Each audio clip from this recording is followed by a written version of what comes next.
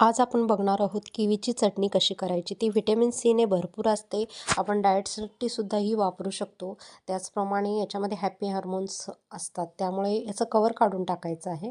त्यानंतर बारीक चिरून मिक्सरला लावून घ्यायचं. साहित्य: गूळ, जिरे पावडर, कोथिंबीर, हळद, लाल तिखट, जिरे मोहरी. त्याचप्रमाणे आपल्याला घ्यायचं मीठही याच्यात टाकण्यासाठी घ्यायचं आहे. एका कढईमध्ये तेल टाकून जिरे मोहरी टाकून हिरवी मिरची किंवा लाल मिरची त्याच्यामध्ये टाकायची आहे.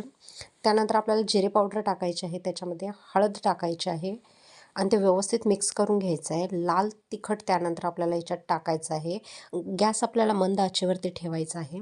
त्यानंतर आपण मिक्सरला जी किवी लावून घेतली होती त्याची पेस्ट याच्यामध्ये टाकायची आहे. तेही व्यवस्थित मिक्स करून घ्यायचं आहे आणि त्यानुसार स्वादानुसार याच्यावरती आपल्याला मीठ टाकायचं आहे आणि मग व्यवस्थित गूळही त्याच्यामध्ये टाकायचा आहे आणि व्यवस्थित मिक्स करून आपल्याला गॅस बंद करून ही झाली एक सुंदर आपली डिश तयार.